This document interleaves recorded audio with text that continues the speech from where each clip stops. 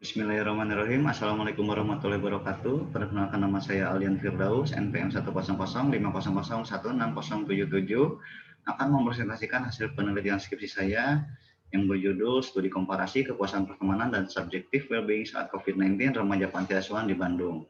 Latar belakang masalah penelitian saya itu, yang pertama adanya COVID-19.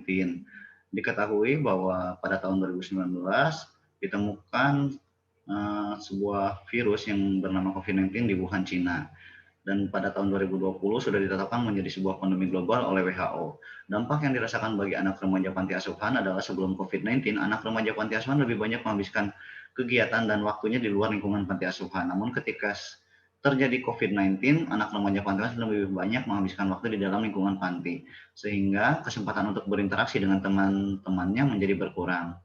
Lalu yang kedua ada penjelasan dari surat Al-Ma'un. Di sini dijelaskan bahwa orang-orang yang mendustakan agama adalah orang-orang yang tidak memberi bantuan dan menghardik anak-anak yatim.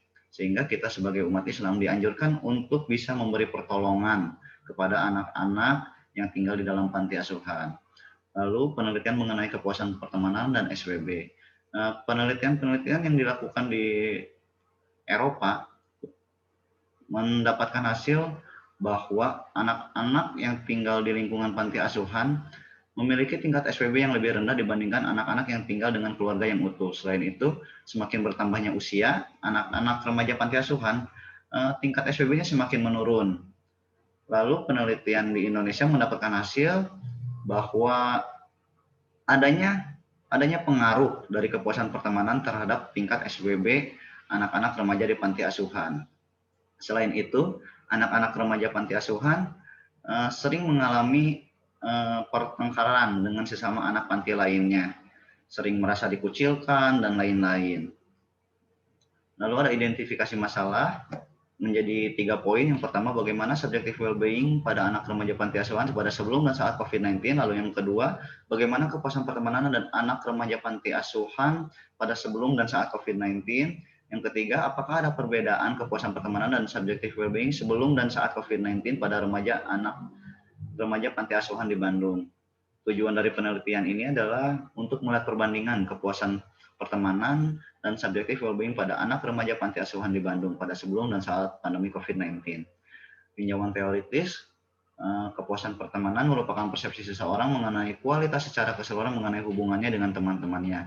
Lalu definisi SPB menurut Liner tahun 2000, SPB merupakan evaluasi individu mengenai kehidupannya berdasarkan penilaian kognitif, yaitu penilaian individu mengenai kepuasan kehidupannya secara keseluruhan, dan penilaian afektif, yaitu penilaian individu mengenai emosi dan mood yang dirasakan di dalam hidupnya.